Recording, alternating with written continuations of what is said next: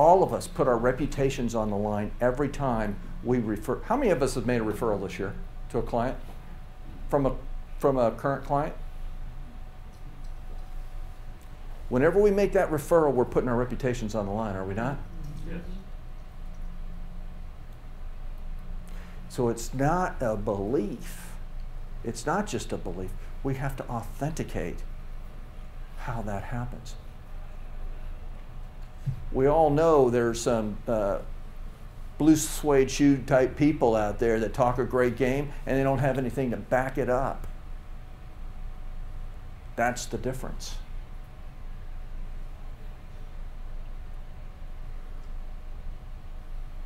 Take time to understand why you're in business, so that when somebody says to you, Dave, what do you do? You can say, you know what?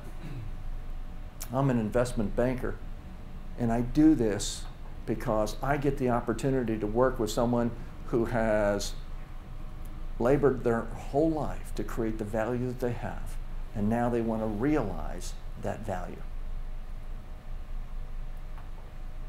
And here's the way I do that.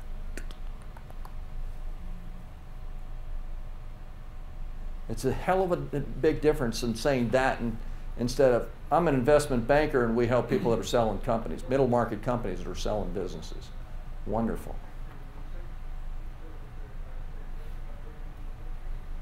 Our blog last month dealt with this whole question of why. It really speaks to those three issues. Do you have clarity of why? Any questions about that before we move on from that? Chris was saying, you know, I'm challenged with this whole why thing. And I got to tell you, it is a game changer. And you're not going to get this overnight. But you keep working with it, you keep working with it until you get that thing down to the point where when somebody says what you do, well, I do this, but here's why I do it. I got to tell you, here's a personal experience about Apple. You know, I have the original iPad, and I mean to tell you, it's been the hardest thing in the world not getting iPad 2, but we're waiting for iPad 3. I was at Best Buy I was at Best Buy the other day, and I was looking at all the other tablets, and I felt a sense of heresy that I would even look at these tablets. Oh my God. I mean, that's the feeling that I had inside. I said, there's no way. I hope nobody sees me looking at these tablets because I'm an Apple guy. In some ways, that was the... You talk about a sense of why and how they've captured people like me. If we all had those level ones were that committed to us, what would our businesses be like? That's the implications of this. Okay. Question 4 is, are you pursuing what you truly value? And you know what? I think that's where it starts. Over the years, I've started coaching people. I'll never forget, I had this one attorney that I started coaching. In the first couple of years I was in practice, and he says, you know, Ken, I really don't like what I do. I'd like to do something different. That was a big issue, because it's hard for me to help them go out and create a great practice if they're not into it.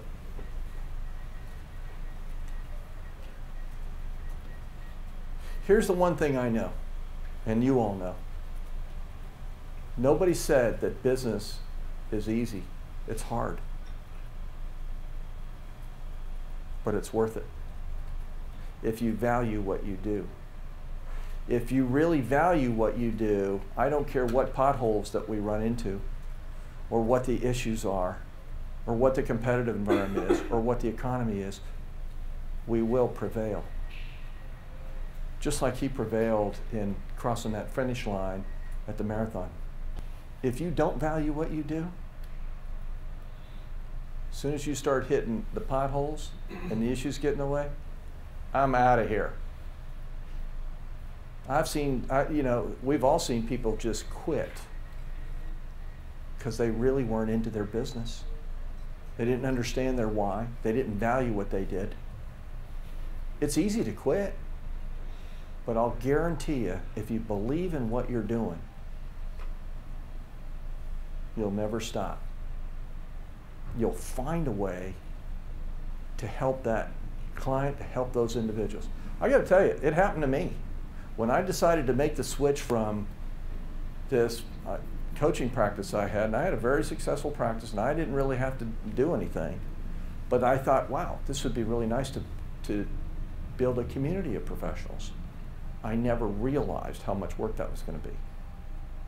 And taking all these tools that I developed and having to create a portal that people could use, and that they could use, and it would be easy to use.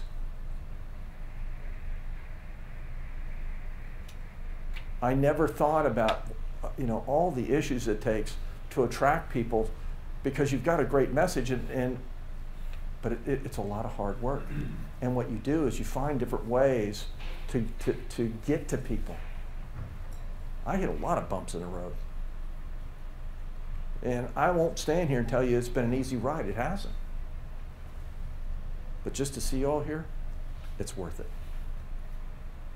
That's the difference. And if we all can say that about our businesses, I'm telling you, 2012 is going to be a great year. But you have to, when that bell rings on January 1, you've got to have more bounce in your step. You've got to jump out of that bed and say, I can't wait to have a great day today. The person that jumps out of their bed and does a yawn and says, man, it's going to be another crappy day. Here we go. And it will be. All right, so what I want you to do is I want you to go over these questions one by one. And by the way, you don't have to answer them all at one sitting. Take one or two, come back to it. But I'll guarantee you, by the time you get done with this thing, all you have to do is save your answers, and then you come back and you can go to the next question. But when you get done, you're going to do a great 360 of your business. Question 5 is, it looks at your plan and results for last year. How many of us, if you look at your plan that you established this past year, how many of us achieved our plans from last year? George did? Bill did? Jim did? Okay. All right. There are issues and reasons why we all didn't hit where we want to go.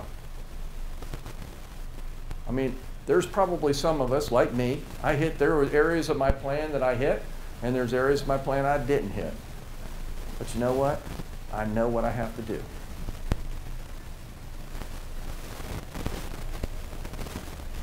Do you understand why clients work with you? Do you really understand why these people work with you? Remember, they don't engage you because of what you do. They engage you of why you do it. Think about the clients that you've added this year. Why did they do business with you and not the rest of the thundering herd?